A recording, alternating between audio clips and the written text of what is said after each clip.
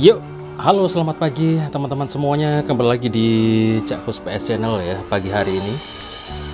Ya, sekarang saya mau ngomongin soal bagaimana kita yang nggak punya modal tapi kemudian bikin rental PS. Gimana caranya gitu ya. Mungkin ada di benak kamu yang kepingin bikin rental tapi nggak punya modal. Nah, ini coba saya sedikit ngasih sesuatu ya. Barangkali bisa bermanfaat buat kamu yang nggak punya modal ya. Kalau buat kamu yang memang sudah punya modal, misalnya dari keluarganya emang udah kaya gitu ya, terus dikasih modal bapaknya, kemudian usaha rental, itu udah nggak aneh lagi gitu ya. Atau kamu yang dari hasil kerja dari perusahaan, kamu di PHK, kemudian kamu bikin rental PS dari hasil uang pesangon, itu juga nggak masalah, karena kamu kepingin ada penghasilan tiap hari dari uang pesangon itu bisa jadi duit lagi dibikin rental, nggak masalah juga itu ya. Tapi gimana kalau buat kita-kita yang nggak punya, sorry ada suara ayam. Gimana kalau dengan kita-kita yang nggak punya modal, nggak punya uang, tapi pengen beli unit, pengen beli TV, gimana caranya? Itu sesuatu yang sulit ya, dan harus kerja keras. Kalau pengalaman kita dulu, itu emang kita harus kerja dulu. Jadi kita bisa cari kerja apa aja ya kerjaannya ya. Misalnya ya kalian bisa kerja apa aja deh. Yang penting kalian mendapatkan uang. Terus dari uang itu kalian udah ancang-ancang mau beli PS dulu. Terus kalau udah ada uang lagi beli TV dulu, seperti itu. Jadi memang kita harus mencari kerjaan yang lain dulu gitu loh. Kalau emang benar-benar nggak punya modal untuk bikin rental gitu ya. Nah, dari kesabaran itulah kamu kerja apa aja deh. Pokoknya kamu dapat uang ya. Terus kamu kumpulin, bisa beli unit. Terus kerja lagi bisa beli satu TV. Terus kamu coba itu di rumah. Apakah bisa jalan dengan satu unit itu di rumah kamu ya.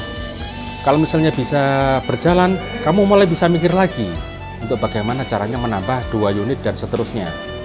Bisa sambil kerja atau kamu bisa langsung mutusin ke rental aja. Kalau di situ kamu udah memang bisa kira-kira menjalankan rental itu dan kamu berani berhutang misalnya, ya nggak masalah juga. Karena misalnya udah 1 unit ya, kemudian mulai ngantri, mulai banyak gitu yang mau main gitu ya. Harus bagaimana lagi gitu, nggak ada solusi lain, kamu bisa pinjam uang misalnya ke bank gitu ya, tambah buat unit lagi biar lebih cepat lagi gitu ya, karena pelanggan udah mulai banyak gitu. Jadi kayaknya nggak nututi kalau satu itu ngantri-ngantri gitu.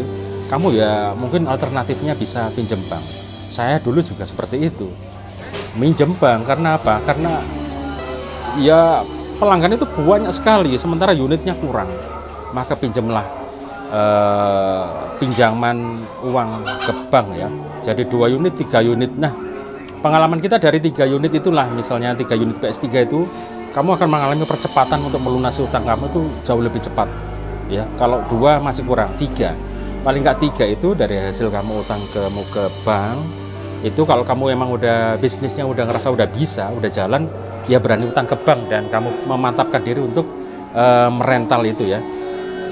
Nah, dari situ kamu biasanya lebih cepat untuk ngumpulin duitnya, terus buat ngangsur ke bank itu ya. Dan insya Allah biasanya nih menurut pengalaman kita dengan 3 unit itu akan cepat banget selesai lunas. Kemudian kalau udah jalan 3 unit itu, kita bisa lebih cepat lagi beli unit dan TV. Di situ kerasa nikmatnya ya, bagaimana perjuangan untuk membuat rental sementara nggak punya modal. Jadi modalnya itu ya itu tadi, kita kerja apa aja dulu, terus dapat uang kita beli unit, kita beli TV, seperti itu. Kalau udah ngerasa yakin rental itu udah bisa jalan di rumah kamu bisa minjem ke bank untuk menambah unit biar lebih cepat. Yang penting unitnya banyak dulu ya. Kalau udah banyak, baru percepatan untuk melunasi utang itu jauh lebih cepat, begitu ya.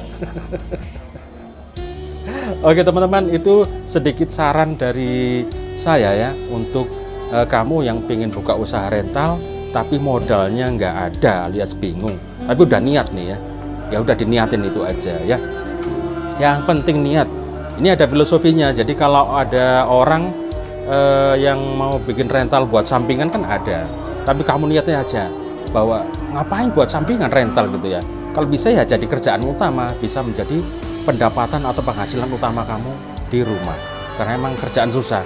Tapi sesusah apapun, orang itu sudah punya makomnya masing-masing, sudah punya tempatnya masing-masing, sudah punya rezeki masing-masing. Kalau memang rentalan ini jodoh saya, rentalan ini jodohku dan ini pekerjaanku, ya udah ini yang aku jalanin, ini yang aku bikin sebagai pekerjaan utama gitu ya. Emang jodohnya di sini mau diapain gitu loh ya. Jadi orang ada yang kerjanya ini, ada yang kerjanya itu, semuanya punya pekerjaan masing-masing dan kapasitas masing-masing dan rezeki masing-masing. Dan kalau dari rental itu memang itu udah jadi rezeki kamu, akan jalan ya. Dan yakinlah kalau kamu hari ini ada rezeki, maka rental kamu terus akan datang rezeki. Nah dari 3 itu ya, dari 3 itu mungkin nanti akan jadi 4, 5, 6 dan seterusnya kamu akan mengalami kemudahan ya untuk rental PS. Jadi buat pemula yang mau buka rental, yang nggak punya modal, mungkin tipsnya seperti itu ya, salah satunya. Kalau buat yang punya modal, yang punya uang, saya nggak ambil pusing, itu udah emang kamu dengan mudah aja bikin rental ya. Di rumah kalau nggak kuat nyewa atau apa, di rumah aja dulu kita baca pasar apa yang kira-kira bisa kita dapetin dari rental 1, 2, 3 kita ya. Oke teman-teman, itu sedikit yang saya kasih tips buat kamu yang pengen punya rental tapi nggak punya modal. Itu salah satu yang bisa dilakukan mungkin ya. Oke, next video akan saya buat sesegera mungkin, karena di otak ini banyak banget ide, banyak banget yang pengen saya kasih buat kamu semua yang berkecimpung di dunia rental PlayStation. Oke, saya Cangkos PS, terima kasih sudah nonton, sampai ketemu di video berikutnya. Hasta la vista.